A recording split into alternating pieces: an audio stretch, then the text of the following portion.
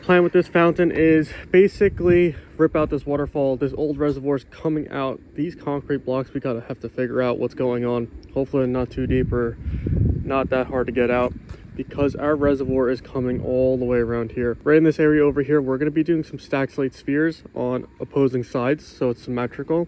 And then right on here, we're going to be doing 2 patio bowls. The bottom bowl is actually going to be notched out like a little veil, so you have a curtain of water coming out. This space right here is pretty tight, but from right there to right there is about 9 feet. We only have 5 feet of working width.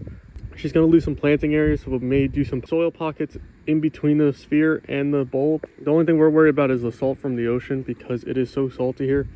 A lot of these plants and vegetations don't fare well during the summer. I'm excited. This is going to be an amazing, probably 2 or 3 day project depending on how bad that concrete is. But I'm going to go help Rob unload the truck. You guys are going in the time lapse. You guys enjoy the process.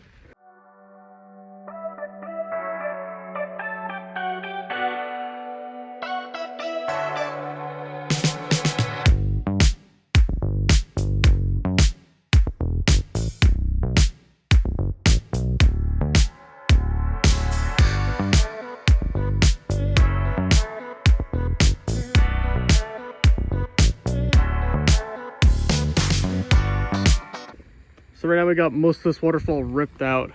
As you can see, I've been taking out all the gravel on these aqua blocks. Rob has been ripping out the landscaping. But the craziest thing about this water feature is whoever built this in the past used all the correct parts. So we have a pondless vault, we have our aqua blocks, we have EPDM to 45 mil liner, we have our flex PVC. Everything's great. The only thing is the method of installation. So up here, I was ripping out these boulders and coming up to this diffuser. You can see this liner's pretty short. Whatever this builder did was tuck it underneath this diffuser, push this weir stone flush against this rock, use some waterfall foam, and then the next thing you know, the second this thing turned on, it was leaking because there is no liner back here to hold that water. So normally in our diffusers, we're bulkheading through the back end, and that diffuser's completely hidden. There's just a flat rock sitting on top of this. Definitely not a waterproof seal. So that's always a super important thing when you're looking for a company to build your water feature, because on a bid sheet, we would be using the same exact items as this builder. The only thing is this builder does not build water features for a living. I can guarantee you that, because anyone that does knows that's a big no-no. So on top of ripping out that old diffuser out, come to realize that is an 1.5 inch pipe into a 2-inch MPT fitting. So obviously that's not going to fit. They didn't even try to seal it off. They just shoved dirt in there and called it a day. This side over here, they actually put a cap in. But on top of that, their liner's cut right there. So any water that would go even in this liner would just come out the side and then into the soil, causing a leak. So unfortunately, this homeowner thought they were going to be hiring a professional to build a water feature. Obviously, whoever built this was not in that category of professionalism. So unfortunately for this customer, it's going to be a little more expensive than if they were to do it the first time right. The old saying is, you do it right, do it once. For us, we're going to have to rip out all this water feature to redo everything over here to do it right. Sometimes it is a little more expensive to go the cheaper route the first time.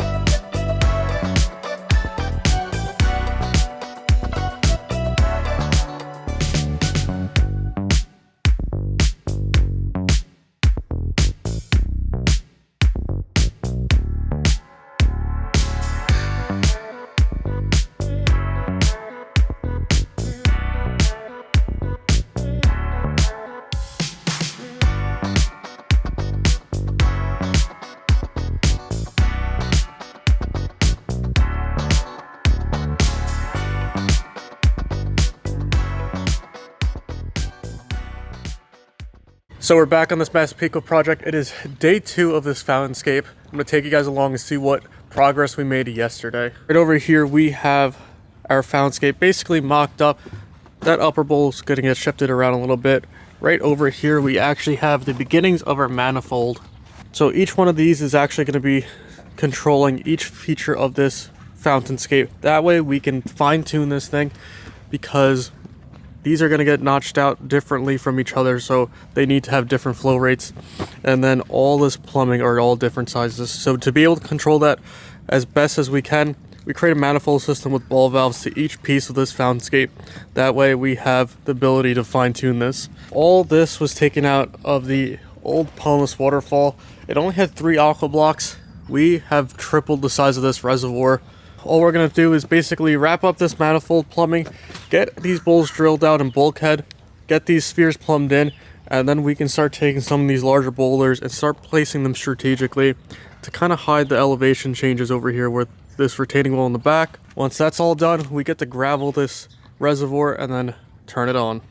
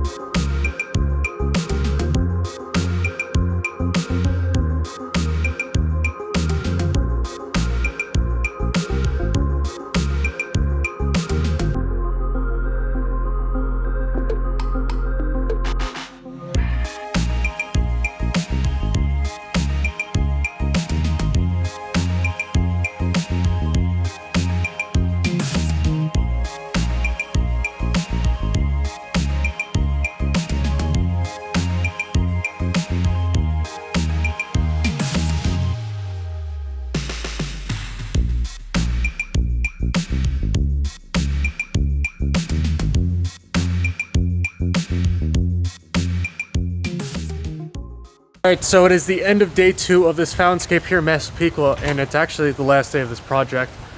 We're all done here. The sun is setting. It is the perfect time to show you guys what we built here in this backyard. I'm going to flip you guys around, give you guys the walk down, and then as you guys know the routine, you're going to get some amazing beauty shots at the end. So right here in this corner was that old pondless waterfall that we transformed in just 2 days using almost all the same materials here. We have the same system, the aqua blocks, the pondless vault, which is hidden, not just peeking up through the gravel. Actually reused all the same rocks and everything in the gravel. But I mean, what a transformation. We repurposed all the landscaping, everything like that. We added 11 lights in this little feature. This thing is glowing. And with a view like this, it doesn't really get much better.